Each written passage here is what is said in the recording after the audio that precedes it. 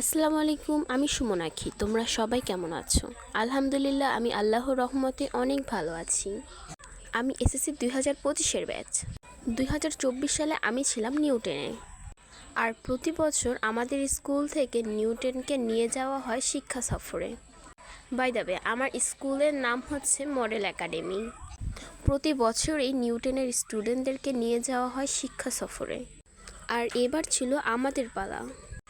প্রায় আমরা প্রতিটি স্টুডেন্টই এই দিনটির জন্য অপেক্ষা করি, কবে আসবে সেই সুন্দর শিক্ষা সফরের দিন। তাই প্রত্যেকটি স্টুডেন্ট লাইন ধরে বাসে উঠে গেলাম এবং তাদের সিরিয়াল অনুযায়ী সিটে বসে পড়লাম। অনেক জার্নির পর চলে আসলাম নরসিংদী ড্রিম হলিডে পার্ক। জায়গাটা সত্যি অনেক বেশি সুন্দর।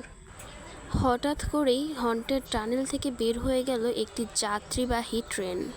না, এটা ভয় পাওয়ার কিছু নয়, কারণ এখানে আছে অনেক বেশি সুন্দর সুন্দর রাইড। এরপরেই আমি চলে এসেছি নদীর তলদেশের একটি টানেলে। এই টানেলটি ছিল পানির নিচে, এক প্রান্ত থেকে অন্য প্রান্তে যাওয়ার একটি রাস্তা। পুরো টানেলটাকে রং করা হয়েছে নীল রং দিয়ে। টানেল থেকে বের হতেই চোখ পড়ে বাংলাদেশের ঐতিহ্য বহন করে এমন কিছু স্ট্যাচু। এখানে আছে পদ্মা সেতুর রকেট সহ বঙ্গবন্ধু স্যাটেলাইট, এছাড়াও আর কিছু ঐতিহ্যবাহী প্রতীক যা দেশের উন্নয়নকে নির্দেশ করে। আমি এই সকল কিছুই ঘুরে ঘুরে দেখছিলাম। এই জায়গায় সত্যি অনেক ঘোরার জায়গা আছে, কিন্তু আমার মতে এটা ঘুরে একদিনে শেষ করার মতো জায়গা নয়। এখানে আছে অনেক রকমের স্ট্যাচু। আজকের মতো এখানেই শেষ। এরকম আরও ভিডিও পেতে আমাকে সাপোর্ট করবে। আল্লাহ হাফেজ সবাইকে।